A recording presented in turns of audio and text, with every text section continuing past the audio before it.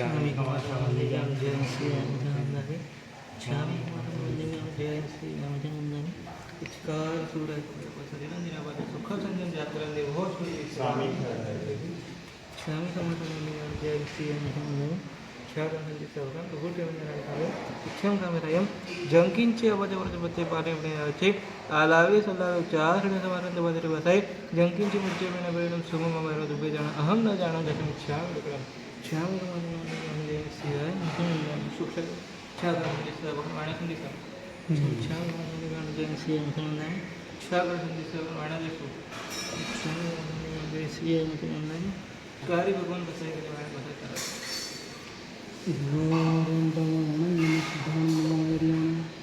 नमो वज्र नमो लोहे सभ्यवाहन ऐसो पंचमुक्कारो सब पाप प्रणाशन मंगलानंद सर्वे सिंह पड़मन वै मंगलम नमो दुर्वार रागादि वैरिवारण अर्हते योगिनाथाय महावीराय तायिने अन्नगे च सुरेन्द्रे च कौशिके पाद संस्पृशि निर्विशेष मनस्काय श्रीवीरस्वामिने नमः।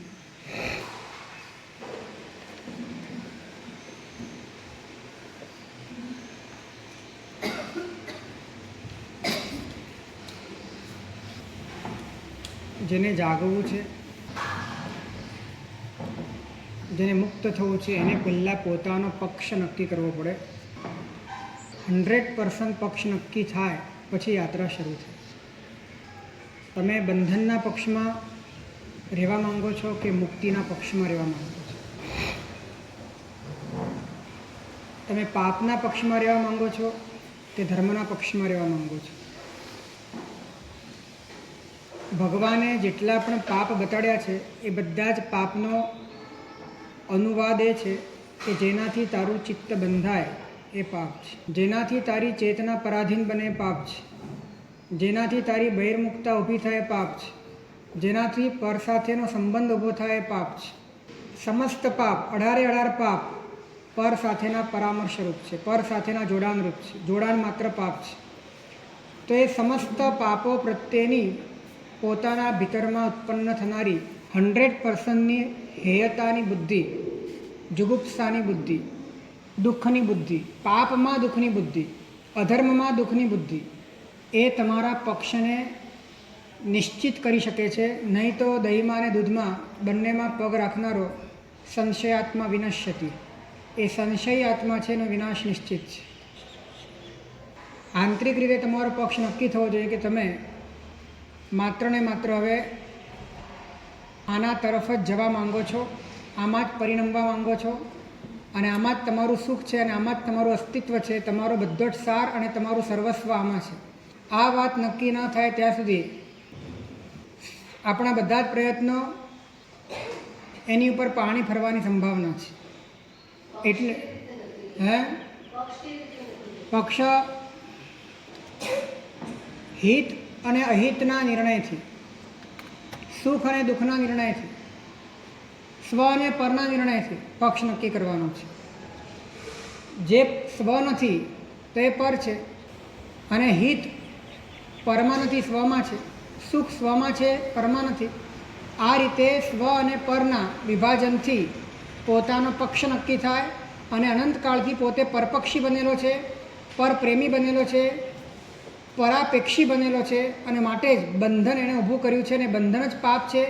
અને આ પાપ પ્રત્યેની જુગુપ્સા 100% હોય, એના પ્રત્યે વિષતુલ્ય દૃષ્ટિ હોય કે આ વિષ છે, આ ઝેર છે, એ જ વ્યક્તિ પોતાના આંતરિક ઉઘાડની યાત્રામાં સફળ બની શકે. નહીં તો બંને બાજુ પગ ખેંચાયા કરે, ચેતના ખેંચાયા કરે અને ફરી ફરી પતન થાય, ફરી ફરી નીચે પડે અને પછી માર્ગ ઉપરથી આત્મવિશ્વાસ ક્યારેક ડગમગી જાય એવું પણ બને. અનુભવ ના આવે ત્યાં સુધી પણ બુદ્ધિથી નિર્ણય થવો જોઈએ. કારણ કે અનુભવ આવ્યા પછી તો તમારે કોઈ પ્રયત્ન કરવાની જરૂર નથી. અનુભવ આવતા પહેલાં પ્રયત્નના સ્તરે નિર્ણય કરવાની જરૂર છે. અનુભવ આવતા પહેલાં બુદ્ધિના સ્તરે આંતરિક રીતે તમારે સ્પષ્ટ થવાની જરૂર છે કે ખરેખર મારો માર્ગ શું છે. અનુભવ પછી તો એ સહજ છે. અનુભવ પહેલાં જ આ પ્રયત્ન છે અને આ નિર્ણય ન થાય ત્યાં સુધી અંદરથી જે શંકા, કાંક્ષા, વિચિકિત્સા વગેરે છે એ બધા જ ઊભા છે. હે, જેણે નિર્ણય કર્યો છે એનું સમર્પણ જોઈએ. તમે ન કરી શકો એ નિર્ણય, તો જેને આ નિર્ણય કર્યો છે એનો નિર્ણય સાચો છે એવો અંદરમાં પોતાના ભીતરમાં શ્રદ્ધાનો ભાવ જોઈએ. જો એ પણ ન હોય તો ન તમે માસ્તુષ બની શકો અને ન તમે બહુશ્રુત બની શકો. પરિણતિના સ્તરે ન જ્ઞાનયોગ કામ લાગે, ન ભક્તિયોગ કામ લાગે, ન કર્મયોગ કામ લાગે, કારણ કે તમે પક્ષ નક્કી કરવા માટે તૈયાર નથી.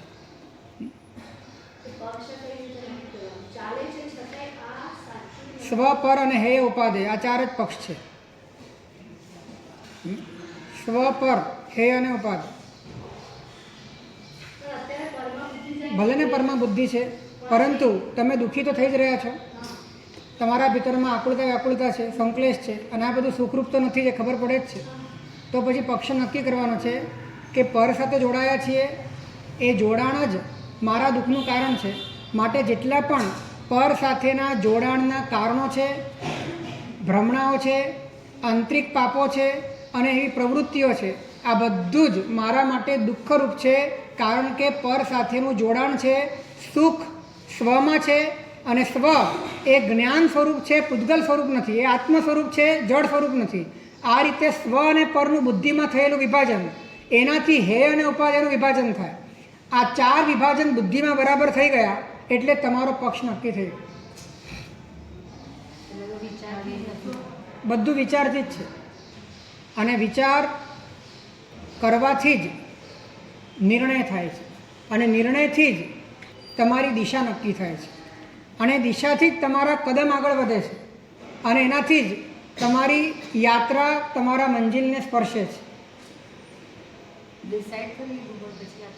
ડિસાઇડ એટલે ઉપર છલ્લું નહીં, છેક અંદરથી ડિટેલથી, ક્યાંય પણ ખામી ન રહી જવા પામે, કાંઈ પણ સૂક્ષ્મપણે એવું ન હોય કે ઉપરથી આપણે ધર્મના પક્ષમાં અને અંદરથી અધર્મના પક્ષમાં, ઉપરથી આપણે ઉપાદેયના પક્ષમાં હોય અને અંદરથી હેયના પક્ષમાં હોય. આવું ન બની જાય એને માટે સંપૂર્ણપણે પોતાના પક્ષનો નિર્ણય થવો જોઈએ કે આપણે જ્ઞાન પક્ષના છીએ, જ્ઞેય પક્ષના નથી. આપણો સ્વપક્ષ જ્ઞાન પક્ષ છે, જ્ઞેય પક્ષ નથી. અને માટે સ્વમાં સમાઈ જવું એ આપણા માટે ઉપાદેય છે, પરમાં જોડાવું એ આપણા માટે હેય છે. અને પરમાં જોડાવાની જેટલી પણ અલગ અલગ પ્રકારની ધારાઓ છે, ક્રોધ, માન, માયા, લોભ, રતિ, અરતિ, હાસ્ય, ભય, જુગુપ્સા, બધી પરમાં જોડાવાની ધારા છે. આ બધી ધારાઓ એ મને મારા સ્વમાં સમાઈ જવાની સ્વાભાવિક ધારાથી ચ્યુત કરે છે, માટે બધી જ હેય છે. માટે જેટલા પણ સૂક્ષ્મમાં સૂક્ષ્મથી લઈને સ્થૂળમાં સ્થૂળ સુધીના બધા જ પ્રકારના ભગવાને બતાડેલા દોષ એ પોતાના માટે હેય પક્ષમાં જ હોય, એ પોતાના માટે પર પક્ષમાં જ હોય, પોતે પક્ષમાં ન હોય, અંદરથી શ્રદ્ધાથી, વિશ્વાસથી, રુચિથી. આટલી ધારા નક્કી થાય પછી તમારું વીર્ય રુચિ પ્રમાણે પ્રવર્તે છે. નહીં તો વીર્ય અને રુચિની દિશા જેવી મળે એ પ્રકારે એનું પરિણમન થાય. અને રુચિમાં જ જ્યારે સંશય છે, રુચિ જ જ્યારે કન્ફ્યુઝ છે, રુચિમાં જ જ્યારે ભ્રમ છે, રુચિની અંદર જ જ્યારે બંને પક્ષે પગ રાખવાની વૃત્તિ છે, ત્યારે વીર્ય પણ તમારું વિભાજિત થવાના કારણે તમારા અંદરમાં જે સત્વ જાગવું જોઈએ અને જે પરિણામ આવવું જોઈએ, પરિણામ આવતું જ નથી. ભગવાને જેને હેય કીધું છે એને હેય માનવું, ભગવાને જેને ઉપાદેય કીધું છે એને ઉપાદેય માનવું. એ માનવું એ માત્ર આમ બુદ્ધિના સ્તરે તમે સ્વીકારી લો એટલા માત્રથી નથી ચાલતું. લાગણીના સ્તરે બુદ્ધિ કામ કરવી જોઈએ. લાગણીના સ્તર પર, રુચિના સ્તર પર એ કામ કરવી જોઈએ. ત્યારે જ તમારો વાસ્તવિક પક્ષ વિભાજન થાય છે, ત્યારે જ તમારો પોતાનો સ્વપક્ષ નક્કી થાય છે.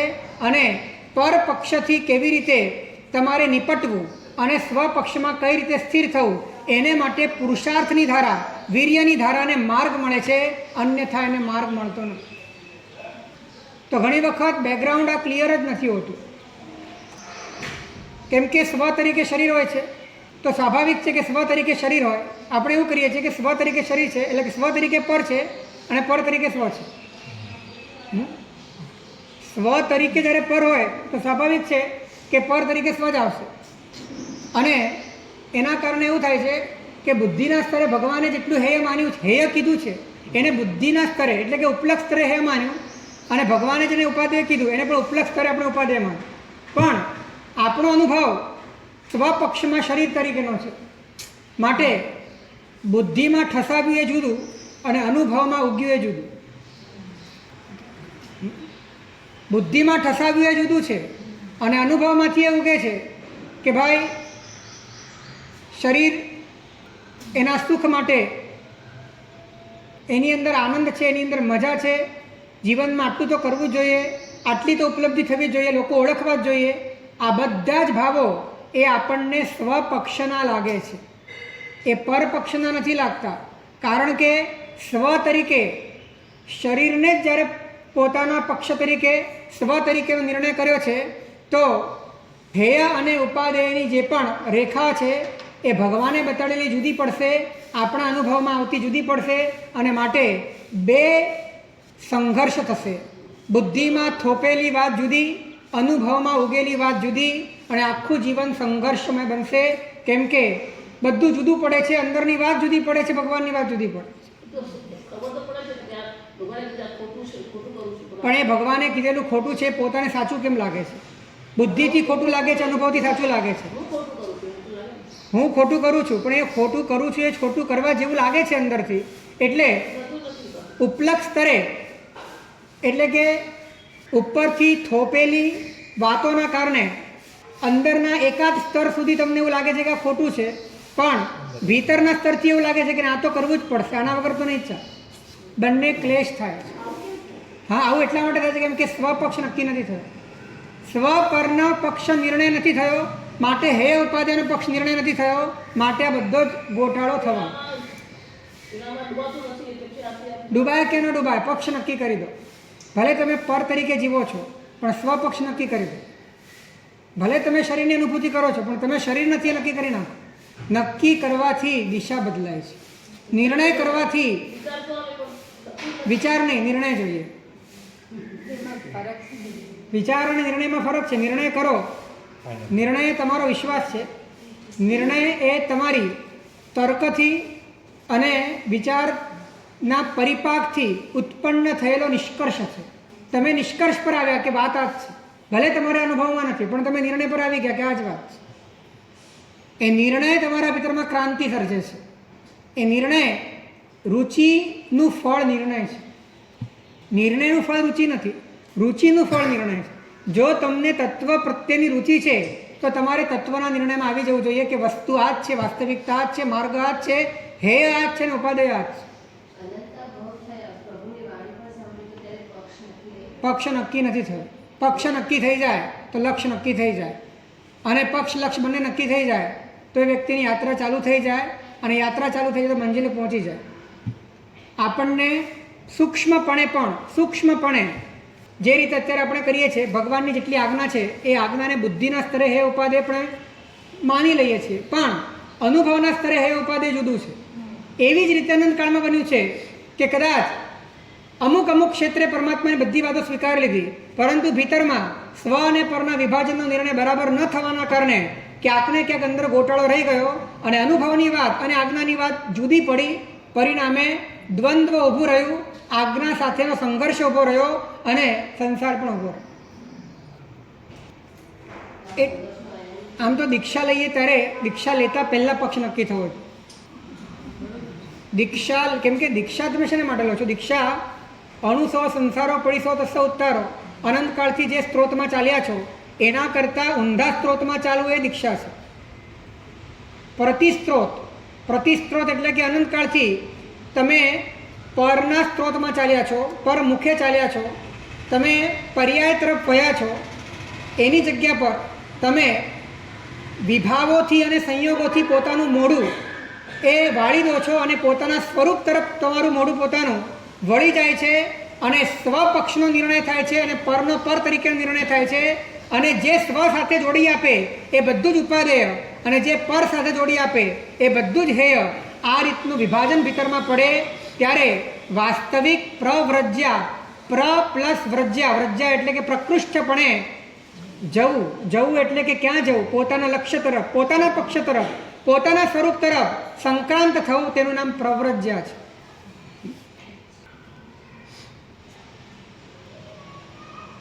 મહાત્મા પધાર્યા છે, સાધુ મહાત્મા પધારો.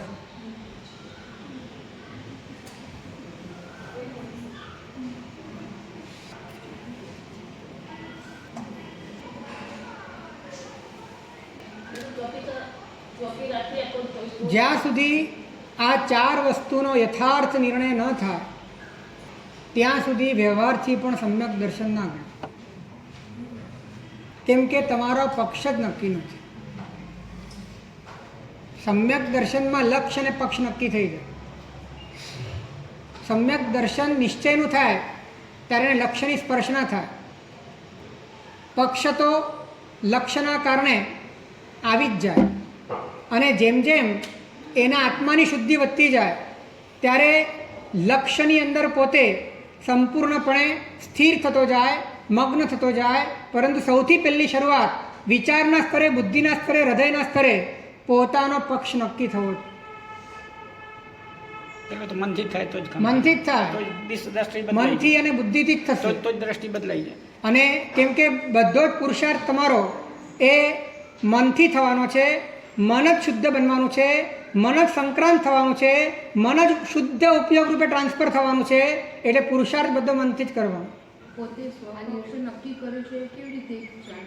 જેટલું પણ અત્યારે પોતાના અનુભવમાં છે બધું જ પરપક્ષ છે એવો નક્કી કરે તો, જેટલું પણ અત્યારે પોતાના અનુભવમાં છે એ બધું જ પરપક્ષ છે એવું નક્કી કરે તો એને ખ્યાલ એનો નિર્ણય સાચો છે કે સ્વપક્ષને જ્ઞાન સ્વરૂપ પોતાના આનંદ ઘન, ચૈતન્ય ઘન એવા પોતાના સ્વરૂપને સ્વપક્ષ તરીકે નક્કી કરે.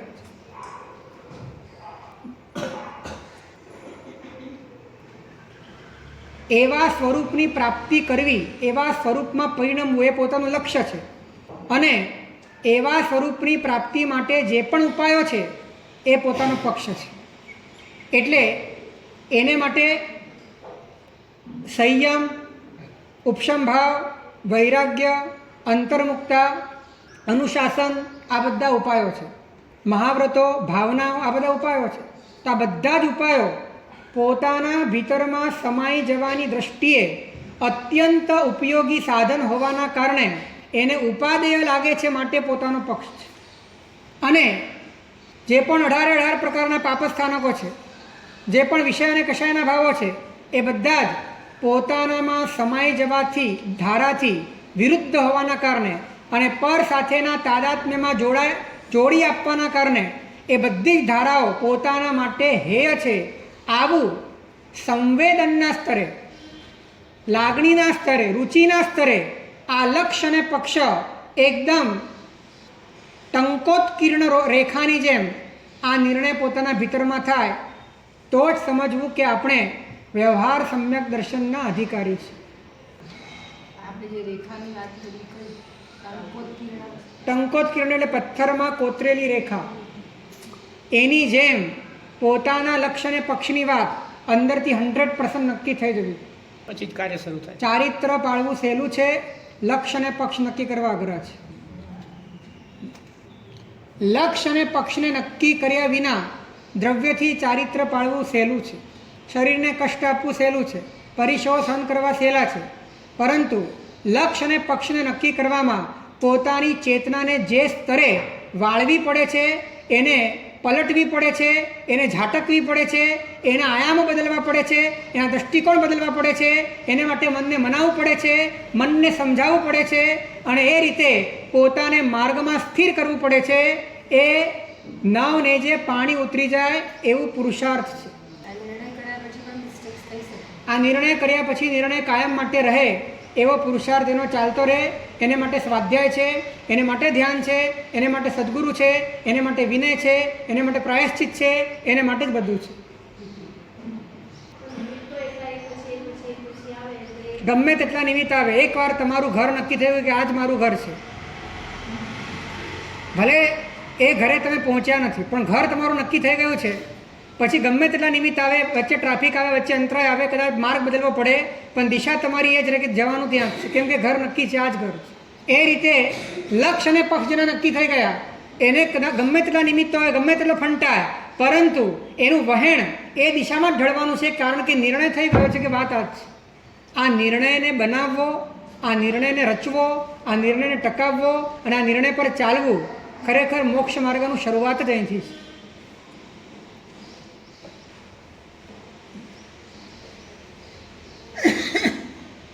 આચરણની શક્તિ નિર્ણયની શક્તિ વગર કામ કરતી નથી. ત્યાં સુધી રુચિ જ ન કરે. આચરણની શક્તિ નિર્ણયની શક્તિ વગર કામ નથી કરતી. નિર્ણય જ્ઞાનથી થાય છે અને જ્ઞાનથી થયેલો નિર્ણય એ તમારા ભીતરમાં સમ્યક શ્રદ્ધાન સુધી તમને પહોંચાડે છે, સમ્યક અનુભૂતિ સુધી તમને પહોંચાડે છે. આ નિર્ણય તમારો થાય એ માટે જ આચરણ છે. આ નિર્ણય માટે એટલે કે સમ્યક દર્શન, નિશ્ચયનું સમ્યક દર્શન આવે એના પહેલાંનું આચરણ પણ આ નિર્ણય માટે છે. એટલે કે તમે આચરણ પણ એવું કરો કે તમારા નિર્ણયને અનુકૂળ હોય. તમે એવું આચરણ ન કરો કે જે તમારા નિર્ણયને પ્રતિકૂળ, કેમ કે આચરણ કરવાથી નિર્ણયને બળ મળે છે. એટલે કે તમે એવું માન્યું કે અહંકાર અને આસક્તિ એ હેય છે અને એ દુઃખરૂપ છે, અને આચરણ તમારું આસક્તિવાળું છે અને અહંકારવાળું છે. તમે પુરુષાર્થ નથી કરતા નમ્રતાનો, તમે પુરુષાર્થ નથી કરતા વિરક્તિનો, ત્યાગનો, તો તમારા આચરણથી તમારા નિર્ણયને ક્ષતિ પહોંચે છે. તો તમારા નિર્ણય બલવાન બને એ માટે આચરણ છે. સમ્યક દર્શન પહેલાં જે પણ આચરણ છે એ આચરણ પણ તમારા નિર્ણયની બલવત્તા માટે છે અને એનાથી તમારા સત્વની વૃદ્ધિ થાય છે. મહોપાધ્યાય યશોજીજી મહારાજે સમ્યક તો ષષ્ઠાન ચોપાઈમાં લખ્યું છે કે તપ, ત્યાગ, ક્રિયા વગેરે એ વીર્યની શુદ્ધિ માટે છે. ચેતના અને વીર્ય આ બે શક્તિ છે આત્માની. ચેતના એ જ્ઞાન પક્ષ છે અને વીર્ય ક્રિયા પક્ષ છે. તો ક્રિયાથી વીર્ય શક્તિ જાગે છે, પણ એ વીર્ય શક્તિ કઈ તરફ જાગશે તો કે ચેતના જે પક્ષમાં હશે. તો ચેતનાએ પોતાના સ્વપક્ષનો નિર્ણય કર્યો અને પરમાત્માની આજ્ઞા મુજબ હેય ઉપાધિનું વિભાજન એને કર્યું, અને એ પ્રમાણે જો ક્રિયા થાય તો ચેતનાના પક્ષને બળ મળે છે. તો આ રીતે આચરણ એ પણ નિર્ણયને બળ આપવા માટે છે. બન્યું છે એવું અત્યારે કે આચરણને બળ આપવા માટે જ આપણે કામ કરીએ છીએ, પણ નિર્ણયને બળ આપવા માટે કશું કામ નથી કરતું, કારણ કે નિર્ણયની વાત જ નથી, નિર્ણયની કોઈ ભૂમિકા જ નથી, નિર્ણયનું કોઈ બેકગ્રાઉન્ડ જ નથી. એટલે આચરણ દિશાવિહીન છે અને દિશાવિહીન આચરણ એ એનું જ સ્વરૂપ ધારણ કરે છે કે જે સ્વરૂપમાં તમે અનંતકાળથી રહ્યા છો. અહંકારના સ્વરૂપમાં રહ્યા છો તો આચરણ પણ અહંકારમાં સ્થાપિત થઈ જશે, આચરણ પણ વ્યક્તિત્વમાં રૂપાંતરિત થઈ જશે અને જીવનની અંદર શાંતિ, વિશ્રાંતિ, ઉપશાંતિ, પ્રશાંતિ આવવાની જગ્યાએ ઉકળાટ અને આંતરિક સંકલેશ ઊભો રહેશે, ઉદ્વિગ્નતા ઊભી રહેશે, કારણ કે અંદરનો નિર્ણય થયો નથી, અંદરનું કામ થયું નથી, અંદરનો માર્ગ ઊભો થયો નથી.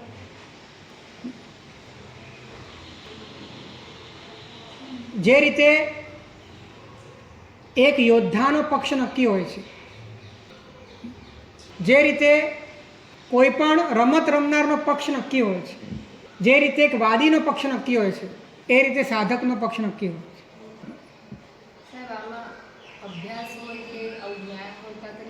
જ્ઞાન નિર્ણય કરવામાં તમને સહાય કરે છે.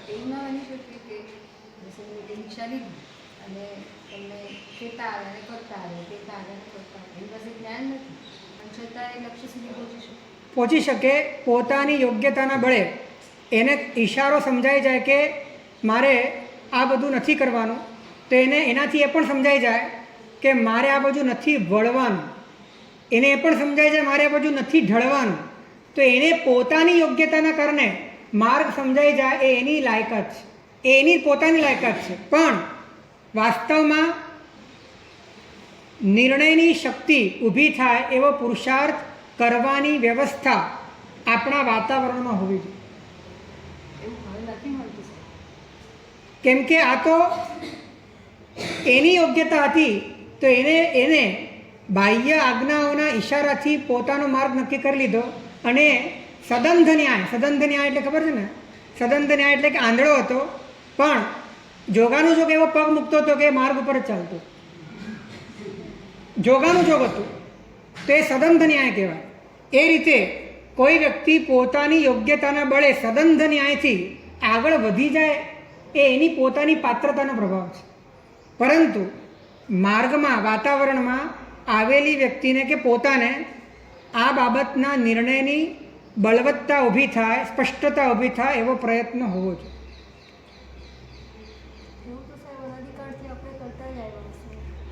આપણે અનાદિકાળમાં બુદ્ધિના સ્તરે કર્યું, રુચિના સ્તરે ના કર્યું. બે સ્તર જુદા છે. બુદ્ધિથી રુચિના સ્તરે જવાય છે પણ રુચિનું સ્તર અને બુદ્ધિનું સ્તર એક નથી. રુચિનું સ્તર જુદું છે, બુદ્ધિનું સ્તર જુદું છે. રુચિનું સ્તર એ તમારો ઢળાવ નક્કી કરે છે. બુદ્ધિનું સ્તર એ માત્ર તાર્કિક વિભાજન કરી આપે છે. એનાથી તમારો પક્ષ, તમારો ઢળાવ, તમારી પોતાની આંતરિક પક્ષપાત એનાથી નક્કી નથી, તો એ તમારી રુચિથી નક્કી થાય છે. બુદ્ધિ તમને માત્ર કોમ્પ્યુટરની જેમ કામ કરી આપે છે, રુચિ તમારી યાત્રા નક્કી કરે છે. તો જ્ઞાન સ્વરૂપ આત્મા એ સ્વ અને એના સિવાયનું બાકી બધું પર. આ સ્વ અને પરનું વિભાજન. અને જ્ઞાન સ્વરૂપમાં સમાઈ જવા માટેની જેટલી પણ ભગવાને સાધના બતાડી છે, જેટલા ઉપાયો બતાડ્યા છે, જેટલી પ્રવૃત્તિ બતાડી છે, જેટલા વિચારો બતાડ્યા છે, એ બધું જ એ મારા માટે ઉપાદેય છે. અને જે ભાવોથી હું મારા સ્વરૂપમાં ન સમાઈ શકું અથવા તો પરમાં જોડાઈ જાઉં, અહંકાર અને આસક્તિમાં લપટાઈ જાઉં, આવા જેટલા પણ ભાવો છે એ તમામ પ્રકારના ભાવો એ મારા માટે. આ રીતે સ્પષ્ટતાપૂર્વક સંવેદનમાં, પોતાના સંવેદનમાં આ પક્ષની કટ્ટરતાપૂર્વક, આ પક્ષની સ્પષ્ટતાપૂર્વક ભીતરમાં નિર્ણય થયો છે. જો આટલો નિર્ણય નથી થયો તો જે વસ્તુ જેવી છે તે વસ્તુને તેવી માનવી એને સમ્યક દર્શન કહેવાય. એવું વ્યવહારનું પણ સમ્યક દર્શન એ આપણું ગણાય કે ના ગણાય? અનુભૂતિની વાત જ નથી. આ અનુભૂતિની વાત નથી. અનુભૂતિ પહેલાંના નિર્ણયની વાત છે. અનુભૂતિ પહેલાંના પક્ષની વાત છે. આટલું નક્કી કરવામાં પણ તમને અંત કોટાકોટીની સ્થિતિ જોઈએ છે. જ્યાં સુધી તમારી મોહનીયની સ્થિતિ અંત કોટ્યાકોટી કરતાં વધારે છે ત્યાં સુધી તમે આ નિર્ણય નથી કરી શકતા. કેમ કે આ નિર્ણય કરવા માટે બળ જોઈએ છે. આ નિર્ણય કરવા માટે આત્મશક્તિ જોઈએ છે. આ નિર્ણય માટે અંતર્મુક્તા જોઈએ છે. આ નિર્ણય માટે તમારી કેટલી બધી જૂની માન્યતાઓ એને તમારે કચરા પટ્ટીમાં નાખી દેવા પડે છે કે જે જ્ઞાનને કોઈ હાથ પગ નથી, જે જ્ઞાનને કોઈ હાથ પગ નથી, જેનું કોઈ રૂપ નથી. આમ જોવા જઈએ તો તમારી દ્રષ્ટિએ જેનું કોઈ સ્વરૂપ નથી, એવું જ્ઞાન એ મારું સ્વરૂપ. અને એના સિવાયનું જેટલું પણ દેખાય છે એ બધું જ પરરૂપ. આવું સ્વીકારવા માટે અંદરની કેટલી સજ્જતા સત્ય માટેની હોવી જોઈએ. સત્ય માટેની જિજ્ઞાસા, સત્ય માટેની પ્રીત, સત્ય માટેની શોધ એ તમારામાં બળ આપે છે કે બધા ઉપર રિજેક્ટ કરીને, બધા ઉપર ચોકડી લગાડીને વાસ્તવિકતાનો સ્વીકાર કરવા માટે સજ્જ થાય. મોક્ષે જવું છે પણ મોક્ષના સ્વરૂપની વાત આવે ને ત્યારે ડર લાગે છે. જવું છે બધાને જ મોક્ષે, પણ મોક્ષમાં જેવું સ્વરૂપ છે એવું પોતાનું સ્વરૂપ અને એ સ્વરૂપ સિવાય જેટલું પણ છે એ બધા ઉપર ચોકડી લગાડી દો, એ બધાનો અભાવ કરી નાખો, એ બધાને શૂન્ય કરી નાખો, તો એવા સ્વરૂપનો સ્વીકાર કરવાના પણ હાજા બગડી જાય છે.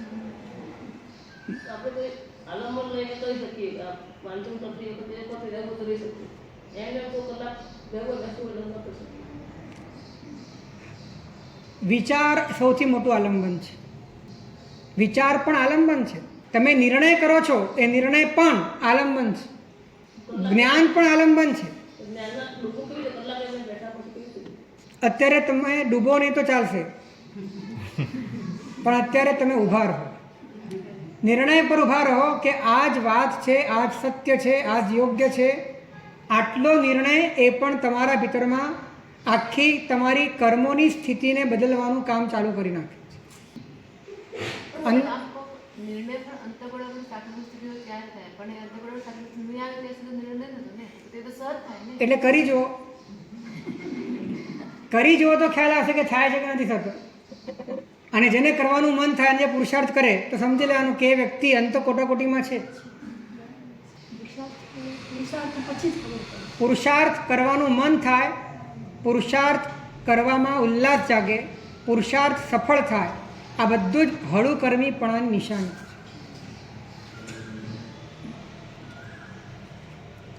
એક પણ પાપ પ્રત્યે કુણી લાગણી છે ત્યાં સુધી અધ્યાત્મના ક્ષેત્રમાં અંતરાય છે.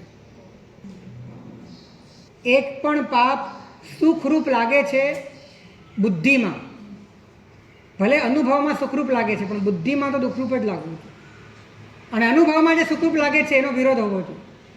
અનુભવમાં જે સુખરૂપ લાગે છે એની સામે વિરોધ હોવો જોઈએ, કેમ કે વાસ્તવિકતા નથી, એ મારો ભ્રમણા છે. શું આવું આપણે આટલી સજ્જતા, આટલી ચોકસાઈ આપણા આંતરિક ક્ષેત્રે આપણે કરી શક્યા છીએ? તો જ્યારે અંદરની વાતમાં જ વિતરાગનું શાસન નથી, નિર્ણયમાં જ વિતરાગનું શાસન નથી, લક્ષ્ય અને પક્ષમાં જ વિતરાગનું શાસન નથી, તો પછી પરિણામમાં વિતરાગનું શાસન ક્યાંથી આવશે?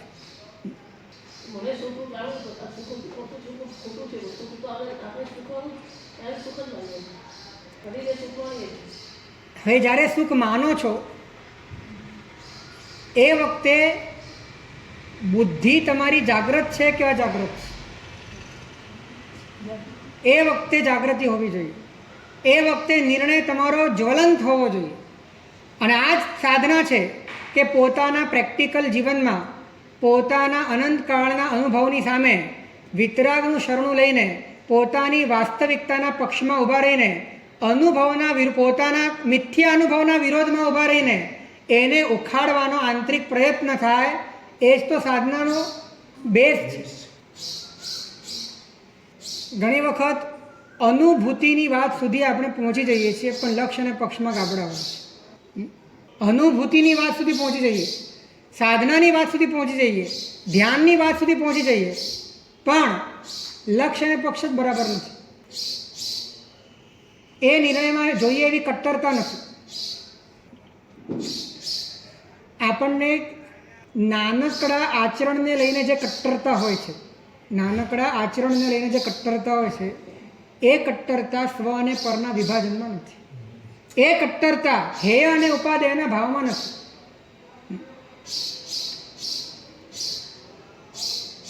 કોઈક આચરણને લઈને આપણે કોઈકને મિથ્યાત્વી કેવા તૈયાર થઈએ છીએ.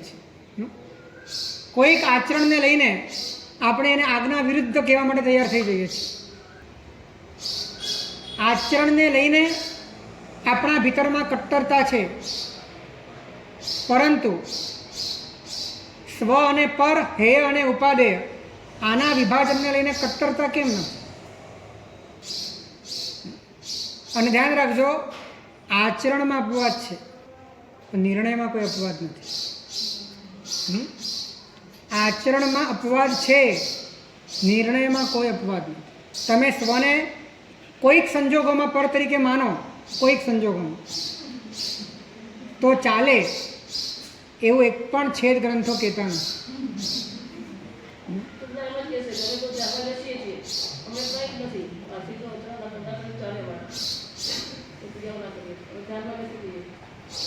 પક્ષ નક્કી થયા વિનાનું ધ્યાન પણ દુર્ધ્યાન છે. પક્ષ નક્કી થયા વિનાનું ધ્યાન પણ દુર્ધ્યાન છે. કેમ કે ધ્યાનમાં કરશે શું? એ ધ્યાનમાં પણ ગોટાળો જ કરશે.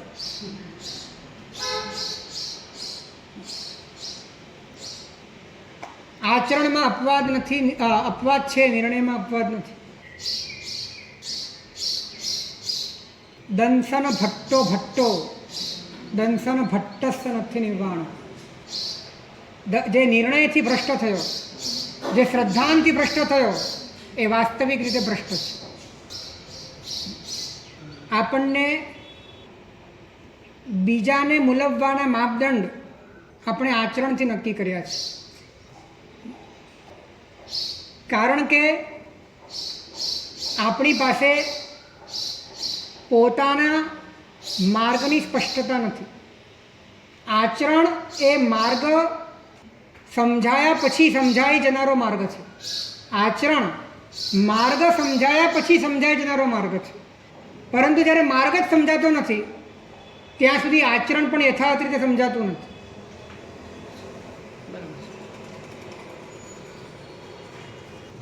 આચરણ શેને માટે છે? આ સમંતાત ચરણમ, ચરણમ એટલે ચારિત્રમ. આ સમંતાત એટલે કે ચારે બાજુથી સમગ્રતાથી, સમગ્રતાથી ચરણ ચરણ એટલે કે આચરણ સ્થિરતા. એ સ્થિરતારૂપ ચારિત્ર એને સમગ્રતયા પોતાના જીવનમાં અંગીકાર કરવા માટે જેવા પ્રકારની વૃત્તિ અને પ્રવૃત્તિઓ જોઈએ છે તેવા પ્રકારની વૃત્તિ પ્રવૃત્તિઓના માળખાને આચરણ કહેવાય. હવે સ્થિરતાની વાત બાજુ પર રહી જાય છે અને માત્ર લૌકિક દ્રષ્ટિએ પળાતા આચરણની ચર્ચા થાય છે. અને એ આચરણથી ભીતર કેટલું પલળ્યું એની કોઈ ચર્ચા નથી, એની કોઈ વાત નથી. પરંતુ આચરણના સ્તરે માત્ર અહંકાર અને દોષ દ્રષ્ટિનો ફુલાવો થાય. આચરણ અનિવાર્ય છે, આચરણ વગર ચાલે નહીં. આચાર પ્રથમો ધર્મ. પણ આચરણની દિશા નિર્ણય વગર નક્કી નહીં થાય. આચરણનો ઉપયોગ શું કરવો એ ખબર નહીં પડે. નહીં તો આચરણ એ માત્ર ને માત્ર એક પ્રસ્તુતિનું માધ્યમ બનશે, એ પોતાની પ્રસન્નતાનું માધ્યમ નહીં બને. એ માત્ર બીજાની સામે વ્યક્તિત્વ ઊભું કરવાનું માધ્યમ બનશે, પરંતુ પોતાના આંતરિક વૈભવને માણવા માટેનું સાધન નહીં થઈ શકે.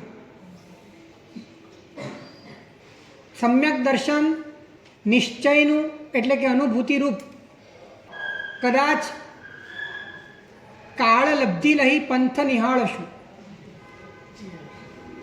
પણ ત્યાં સુધી જ્યાં સુધી એ કાળ લબ્ધિ ન જાગે ત્યાં સુધી આપણા હાથમાં જે પુરુષાર્થ છે એ નિર્ણયનો છે. આપણા હાથમાં જે પુરુષાર્થ છે એ પુરુષાર્થ નિર્ણયની અખંડિતતાનો છે, નિર્ણયની સુરક્ષાનો છે. આ જ પુરુષાર્થ આપણને કદાચ આ ભાવમાં આપણું કામ ન થયું તો આ નિર્ણય આવતા ભાવમાં કામ કરી દેશે. અને એને માટે જ સ્વાધ્યાય છે. 15 કલાક એટલે 4 કાળનો સ્વાધ્યાય. એ સ્વાધ્યાય માત્ર તમારા નિર્ણયની રક્ષા માટે કે ક્યાંય તમે વિચલિત ન થઈ જાઓ. કેમ કે અનંતકાળનો ધસારો છે પાછળ, સંસ્કારોનો જથ્થો છે પાછળ. એ તમારા ક્ષણિક નિર્ણયને તો આમ ભસ્મીભૂત કરી નાખશે.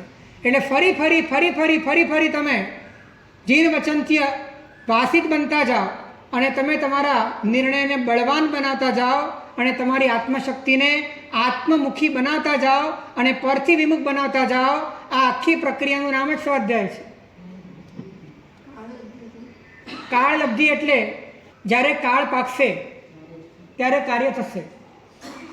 તે કાળની જે યોગ્યતા છે એ ક્યારે પાકશે મને ખબર નથી, પણ એની આશા રાખીને તું ગતિ તું મતી આશરો અને તારું જ આલંબન છે આ પક્ષ નક્કી કરે.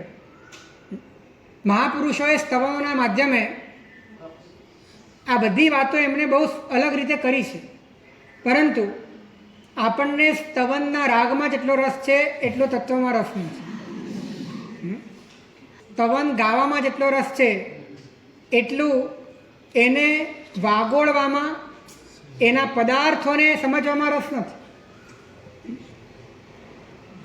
કારણ કે આપણી દ્રષ્ટિ બાહ્ય છે. તો મારે મુક્ત થવું છે, મારે દુઃખોથી, ક્લેશોથી, ભવથી, સંસારના ભ્રમણથી મુક્ત થવું છે અને મુક્ત પરથી થવાય છે. માટે મારે પરને પર તરીકે જાણવું છે અને મુક્ત થવા માટે માત્ર પોતાના સ્વરૂપનો આશ્રય જ કામ લાગે છે. માટે મારા સ્વરૂપનો નિર્ણય કરવો છે. મુમુક્ષુતા સાથે સ્વપરના નિર્ણયની વ્યાપ્તિ છે. મુમુક્ષુતા સાથે સ્વપરના નિર્ણયની વ્યાપ્તિ છે. વ્યાપ્તિ એટલે કે નિયમ છે, બંધન છે કે જે વ્યક્તિ મુમુક્ષુ હોય એને સ્વપરનો નિર્ણય કરવો જ પડે. એ જો નિર્ણય ન કરે તો મુમુક્ષુ નથી. કેમ કે બંધન ક્યારે પણ માત્ર પોતાના હોવાથી હોતું નથી, પરંતુ બંધન પર સાથેના જોડાણથી હોય છે.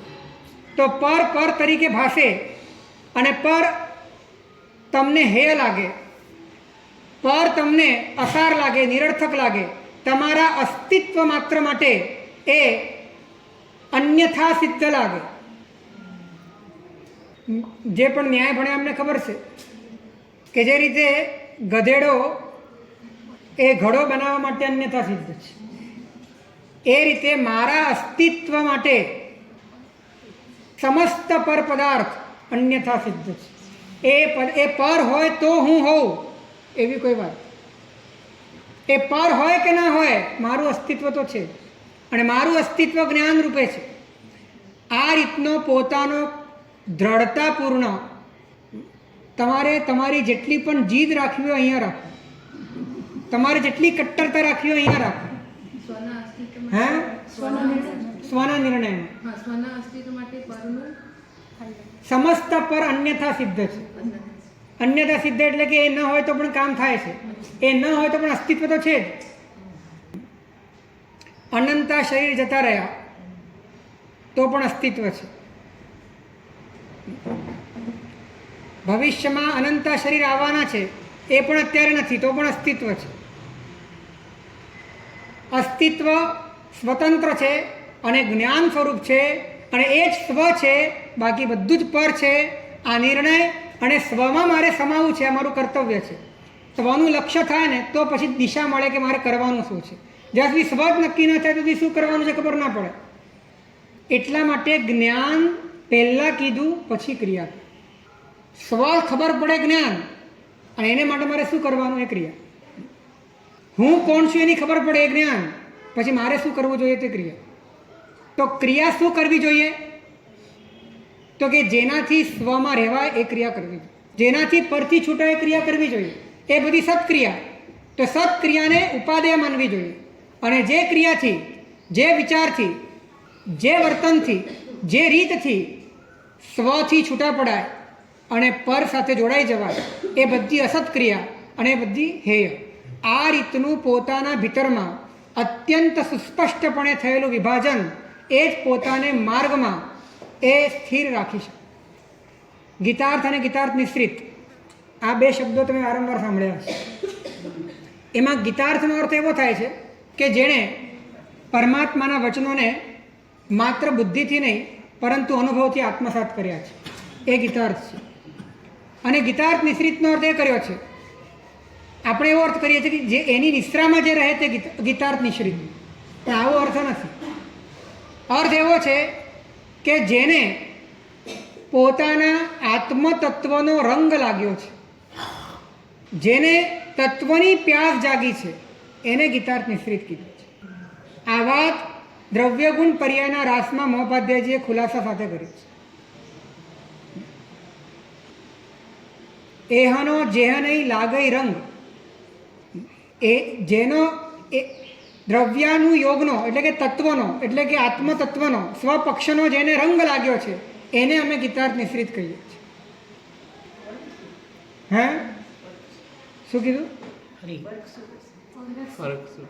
ફરક શું પડશે? ગીતાર્થના સાનિધ્યમાં રહેવા છતાં ગીતાર્થ નિશ્રિત ન બને. ગીતાર્થના સાનિધ્યમાં રહેવા છતાં ગીતાર્થ નિશ્રિત ન હોય એવું બને. અને ગીતાર્થની આજ્ઞાથી ગીતાર્થથી દૂર હોય તો પણ ગીતાર્થ નિશ્રિત હોય એવું બને. આવું ત્યારે જ બને જ્યારે એનો પક્ષ નક્કી થયો, જ્યારે એનો આંતરિક ઉચ્છરંગ અને રંગ નક્કી થયો હોય, જ્યારે એની આંતરિક દિશા નક્કી થઈ હોય તો જ એ ગીતાર્થ નિશ્રિત કહેવાય.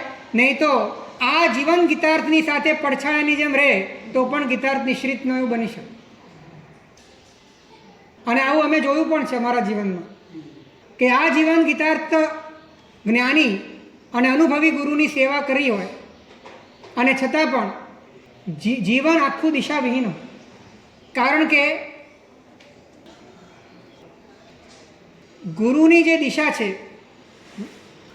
એ દિશા પોતાની નથી, પણ ગુરુ પાસે જે આવનાર છે એ પોતાની દિશા છે.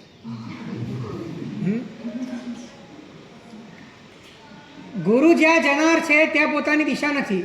ગુરુ પાસે જે બહારથી લોકો આવે છે એ પોતાની દિશા છે.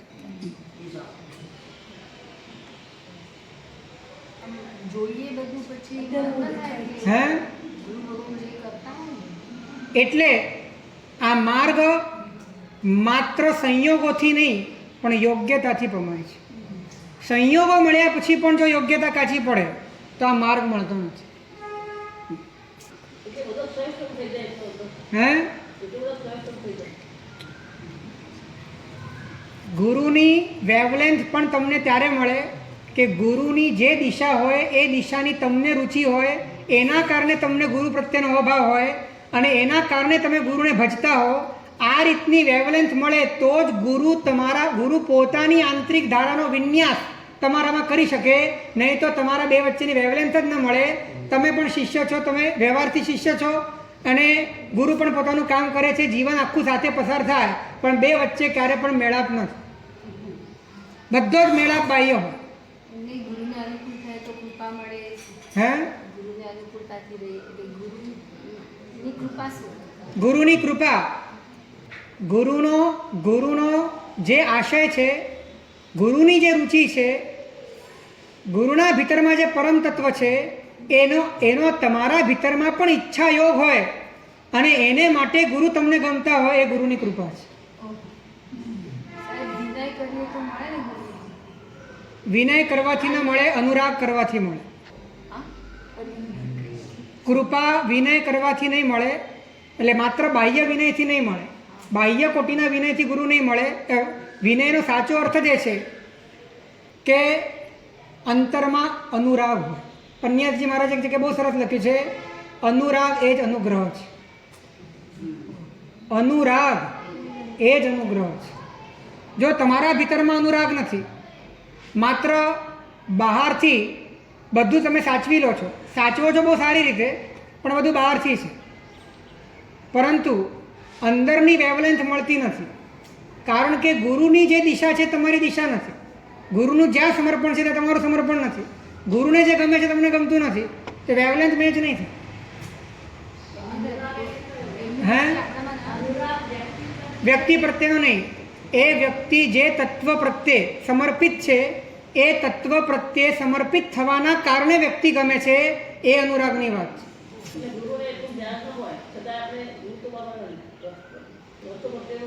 ધ્યાન રાખજો કે જ્ઞાનાવર્ણ્યના ક્ષોભક્ષમ વાળું જ્ઞાન ન હોય તો ચાલે, પણ મોહનીયના ક્ષોભક્ષમ વાળું જ્ઞાન હોય એ ગુરુ કહેવાય. એટલે કદાચ એમની પાસે વધારે માહિતી નથી, વધારે પ્રસ્તુતિ નથી, વધારે કુશળતા નથી, પરંતુ અંતર ઠરેલું છે, અંતર વૈરાગી છે, અંતર શાંત છે, અંતર અનાસક્ત છે, તો એમની દિશા પરમાત્માની છે, એમની દિશા તત્વ તરફની છે. તો એવા ગુરુ પ્રત્યેનું પણ સમર્પણ તમારા તત્વના પ્રીતિના કારણે, અનુરાગના કારણે તમારો પક્ષ નક્કી કરે છે, પક્ષ તમારા નિર્ણયને મજબૂતી આપે છે અને તમારા આંતરિક વિકાસને ઉપર લઈ આવે છે. માટે વચ્ચે આપણે વાત કરી હતી વિનયની, એ બધી જ વાતો એ અનુરાગ સભર તત્વની પ્રીતિ સાથે જોડાયેલી વાત છે. કારણ કે માત્ર એક બાહ્ય ઉપચાર એ તો વિનય રત્ને પણ કરેલો હતો, પરંતુ તત્વ શુશ્રૂષાથી, તત્વ જિજ્ઞાસાથી, અતિન્દ્રિય એવા પોતાના આત્મ સ્વરૂપના સમર્પણથી અને આ સંસારના બધા જ વમળો અને પદાર્થો અને વિષયોથી ઉપર ઉઠવા માટે જ્યારે સમર્પણ થાય છે, એ રીતે જ્યારે વેવલેન્થ મેચ થાય છે ત્યારે કૃપા સહજ રીતે નીતરે છે. કૃપા કરવી નથી પડતી, કૃપા પોતાની મેળે સંક્રાંત થઈ જાય છે. તો આ રીતે ગીતાર્થ નિશ્રિતતા એ પણ દેહથી, કોઈ દેહની છાયામાં રહેવાથી નથી આવતી, પણ ભાવથી ભાવની છાયામાં રહેવાથી આવે છે. દેહથી દેહની છાયામાં રહેવાથી નહીં, પણ ભાવથી ભાવની છાયામાં રહેવાથી ગીતાર્થ નિશ્રિતતા આવે છે. તો આ રીતે આપણે આપણા પક્ષને અને આપણા લક્ષ્યને આપણા વિચારોમાં નિર્ણયના સ્તરે નક્કી કરીએ એ જબ્બરથા દિમાગના વિરુદ્ધ બોલાવી ઈચ્છા. આજે પરમ પૂજ્ય ચારિત્ર્ય ચૂડામણી પ્રેમ શ્રી ઈશ્વરજી મહારાજ એમની પુણ્યતિથિ છે. જે મહાપુરુષે પૂર્વના સંસ્કારોથી જેમનો લક્ષ્ય અને પક્ષ મહાત્માઓના દર્શન જ્યાં નહોતા થતા એવા વ્યારા ગામમાં સુરતમાં પોતે રહેતા હતા અને ત્યાંથી જ એમનું માનસ પટલ વૈરાગ્યથી સભર હતું. જીવન જેમનું અત્યંત નિર્મળ હતું. જીવનમાં ક્યારે પણ વિકાર આવ્યો નથી અને આ જીવન અનાસક્ત યોગી બનીને રહ્યા છે એવા પ્રેમ શ્રી ઈશ્વરજી મહારાજ એમની આજે પુણ્યતિથિ છે. એમના ચરણોની અંદર નતમસ્તક વંદના અને પ્રાર્થના. આવતીકાલે વાંચના નથી, પરમ દિવસે વાંચના રહેશે. આપણે સ્વાધ્યાયનું કીધું ને, સ્વાધ્યાય તમે ભણવામાં એટલું સમજીએ છીએ તો ભણીએ એટલે સ્વાધ્યાય નવ પૂર્વ સુધી ભણ્યા છીએ. જો ભણવું એ જ સ્વાધ્યાય હોય તો અધ્યાય શબ્દ પર્યાપ્ત હતો. અધ્યાય એમાં આગળ સ્વ શબ્દ લગાડવાની જરૂર નહોતી. પણ જે ભણીને તમે તમારા તરફ જઈ શકો અને બહારના પદાર્થોથી વિમુખ થઈ શકો એ સૂચના આપવા માટે અધ્યાય શબ્દની આગળ સ્વ શબ્દ લગાડ્યો છે. એટલે એને સ્વાધ્યાય શબ્દ કીધો છે. નહીં તો માત્ર ભણવું એ માટે તો અધ્યાય શબ્દ પરિપૂરતો છે. વધારે બીજા કોઈ શબ્દની આવશ્યકતા નથી. પણ સ્વ શબ્દ મૂકીને એમને દિશા આપી છે, એમને લક્ષ્ય નક્કી કર્યું છે, એમને પક્ષ નક્કી કર્યું છે. માટે આપણે ત્યાં આપેલા દરેક શબ્દોના ઊંડાણમાં પણ માર્ગની સૂચના છે. ચાલો.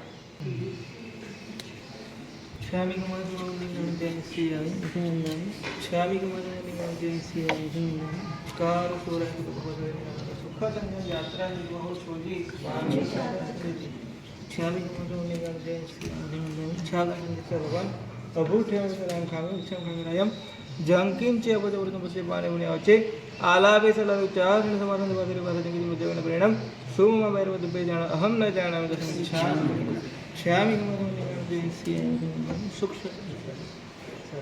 સૌર મંગલ મંગલ્યમ સર્વકલ્યાણ કારણમ પ્રધાનમ સર્વધર્માણામ જૈનમ જયતિ.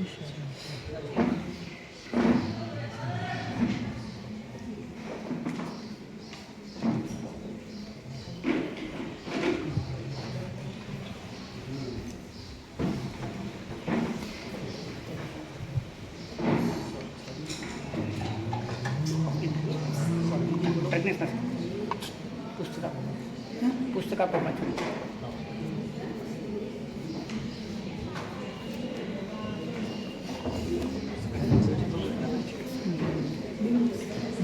ખાલી આટલું પ્રવચનમાં તો કહી દઈશું ચાલશે. નિર્ણય તો બરાબર પરમિટ જ છે. એમ ક્યારેક ડર લાગે કે આપણે આમાં ક્યારે નીકળી જાય ન થઈ જાય તોય ના એક સારી જોડે છે ને વાળી એટલે નિર્ણયમાં નીકળી જાય એમ. હા એટલે જેસીબી કે એટલે નિર્ણય તો પાકો જ છે એમ. એના માટે આચરણનું બળ આપવું જોઈએ. તમે કહી કેમ કે આચરણ નિર્ણયને બળ આપે છે. અને એટલે આચરણનું બળ નિર્ણયને પુષ્ટ કરી શકે. તો બની શકે કે ઘણી વખત આચરણનું બળ ન મળતું હોય તો પણ નિર્ણયને ક્ષતિ પહોંચે. અથવા ખાલી શબ્દોની સામે ખાલી શબ્દોની સમજાવી આપણે આચરણમાં જે રૂટીન હોય આચરણ એટલે શું છે કે આપણા નિર્ણયને અનુકૂળપણે આપણે રહેવાનો પ્રયત્ન કરવો. તો એનાથી આપણો મોહનીયનો ક્ષયક્ષમ થાય પાછું તો બળ મળે એને, ખૂબ બળ મળે. આ સામે અને બળવાન બને તો આગળનું કાર્ય પછી ચાલુ થાય. નહીં નહીં આજ દેરાશે તો એક આચરણ છે, એક ભક્તિ છે અને વૈરાગ્ય છે. આ ત્રણ વસ્તુ બળ આપે, નિર્ણયને બળ આપે છે. ભક્તિ પણ બળ આપે છે, વૈરાગ્ય પણ બળ આપે છે, આચાર પણ બળ આપે છે. કોર્નર છે ને કોર્નર ને આવું ક્યારેક એમ સહજતામાં બધું આવી જાય. ક્યારેક એવી રીતનું અંડાઈ જાય પણ અંદરની જાગૃતિ હોય તો પછી જ્યારે ફૂંકાય ત્યારે પુરુષાર્થ કરવો જોઈએ. ત્યારે પુરુષાર્થ બલવાન કરવો જોઈએ. ત્યારે સ્વાધ્યાય કરવો જોઈએ.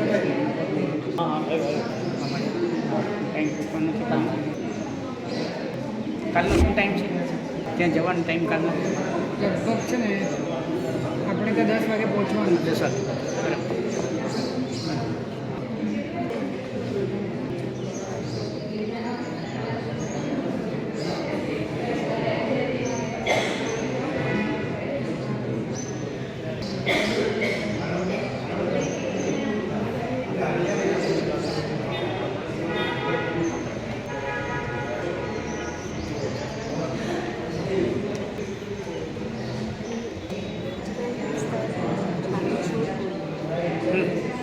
પાતળી આ બાજુ આપી દો.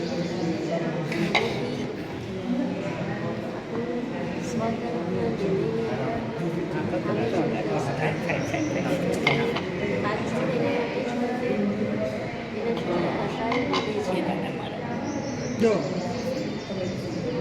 અનાવશ્યક બાંધછોડ ન જોઈએ. જરૂરી બાંધછોડ હોય તો એને અપવાદ કહેવાય, બિનજરૂરી બાંધછોડ હોય તો એને શિથિલાચાર કહેવાય.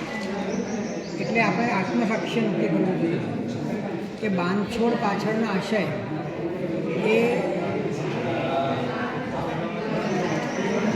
માર્ગને અનુકૂળ છે કે માર્ગને પ્રતિકૂળ છે. જો અનુકૂળ હોય તો એને અપવાદ કહેવાય, પ્રતિકૂળ હોય તો એને માર્ગ કહેવાય.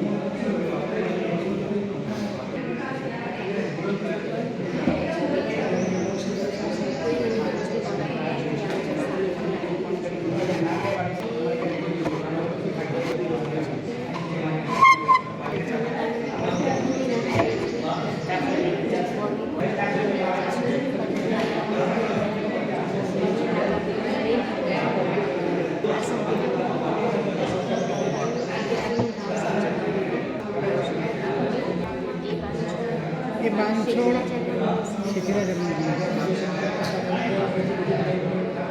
કેમ કે ભાવ સાચવવાની એવી આવશ્યકતા નથી, કારણ કે એવો જીવન મરણનો પ્રશ્ન નથી કે ક્યારેક કદાચિતનો પ્રશ્ન નથી, આ રોજની વાત છે. માટે એમાં બાંધછોડ ના કરે. કોઈક વિશેષ વ્યક્તિ હોય, વિશેષ પ્રસંગ હોય, વિશેષ પરિસ્થિતિ હોય ત્યારે જુદી વાત છે.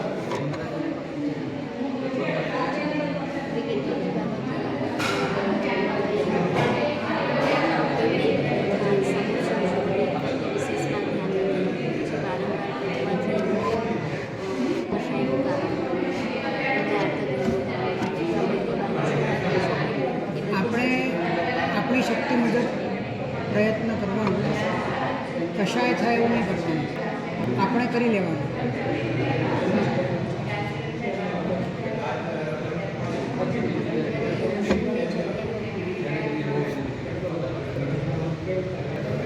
આપણું પુણ્ય હોય તો જ આપણે યોગક્ષેમ કરી શકીએ. આપણું પુણ્ય ના હોય, આપણું જીવન એવું બનાવવું કે આપણને જોઈને એમને પ્રેરણા મળે. અને આપણે જાતે કરી લેવું, જાતે કરતા શીખવું, એનાથી વધારે અસર થશે. ઓછું પડતું હોય તો પછી આપણે જેટલું થતું હોય એટલું કરવું, પ્રેમથી કહેવાય એટલું કહેવું, પણ કશાય થયું નહીં. એકાદ વખત કશાય થતો હોય અને પછી સુધરતું હોય તો એટલું રિસ્ક લેવાય, પણ વારંવાર કહેવા છતાં પણ કશા વધવાના જ હોય તો રિસ્ક ના લેવાય.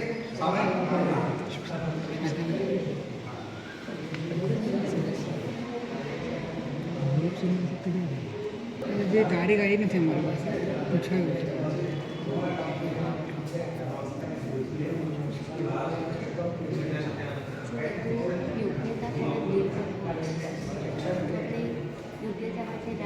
પુરુષાર્થ કરવાનો ને, પુરુષાર્થ કરો એ યોગ્યતા, પુરુષાર્થ કરો એ યોગ્યતા, પુરુષાર્થ ન કરો તો યોગ્યતા.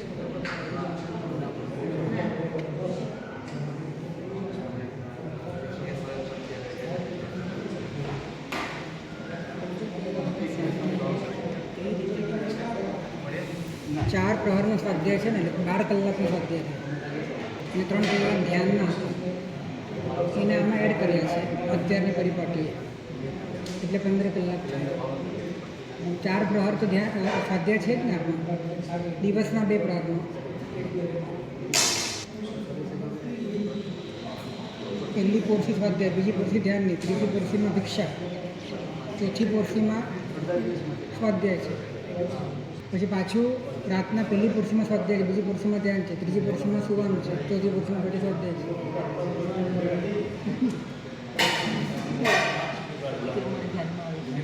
પ્રતિક્રમણ સ્વાધ્યાયમાં આવે